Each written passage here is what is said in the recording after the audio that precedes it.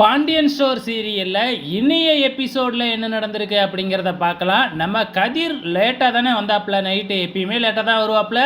வழக்கம் போல் நம்ம ராஜி தான் பார்த்திங்கன்னா கதிருக்கு சாப்பாடு பரிமாறுவாங்க. அதே மாதிரியே பார்த்திங்கன்னா கதிருக்கு சாப்பாடு போடலாம் அப்படிங்கிற போகிற நேரத்தில் எங்கேருந்து தான் இந்த தங்கமயில் வந்தாங்கன்னு தெரியல. டக்குன்னு தட்டை எடுத்து வச்சு நம்ம கதிருக்கு பரிமாற ஆரம்பிச்சிடுறாங்க. இதை பார்க்குற கோமதிக்கு பயங்கர கோபம் வந்துடுது. நீ உன் புருஷனை கவனிச்சா மட்டும் போதும், கதிரை அவளோட பொண்டாட்டி பார்த்துக்குவா அப்படின்னு சொல்லிட்டு திட்டி அனுப்பிச்சிட்றாங்க. தங்கமயில் பயங்கரமாக ட்ராமா போடுறதுல வல்லவராச்சே. நம்ம சரவணன் நைட்டு அசதியாக தூங்கிக்கிட்டு இருக்கிறாப்புல. அவன் பக்கத்தில் போயிட்டு வேணும்னே அழுது எழுப்பி இந்த மாதிரி உங்கள் அம்மா என்னையை திட்டிவிட்டாங்க அப்படின்னு கோழி முட்டி விட்றாங்க. நம்ம சரவணன் என்ன போய் அவங்க அம்மாவை கேட்கவா போகிறாரு, நம்ம தங்கமயிலை தான் சமாதானப்படுத்துகிறாங்க.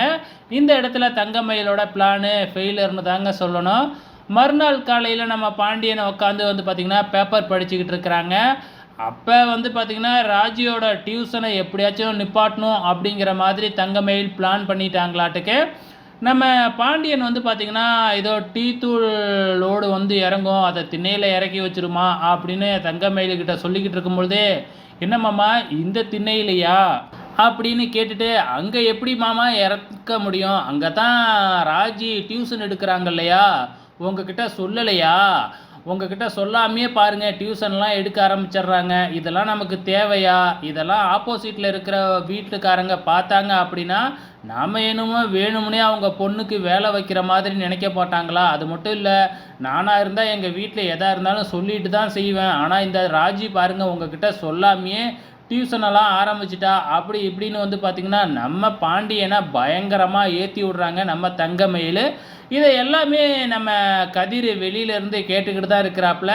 ஸோ தங்கமயில் இப்படி ஏற்றி விட்றாங்களா அப்படின்னு சொல்லிட்டு கரெக்டாக புரிஞ்சிடுது. ஸோ பின்னாடி பிரச்சனை நடக்க போகுது அப்படின்னு சொல்லிட்டு, அதே மாதிரியே நம்ம கோமதியும் ராஜியும் கோயிலுக்கு போயிட்டு வரும்போது நம்ம பாண்டியன் பிரச்சனையை ஆரம்பிச்சிட்றாரு.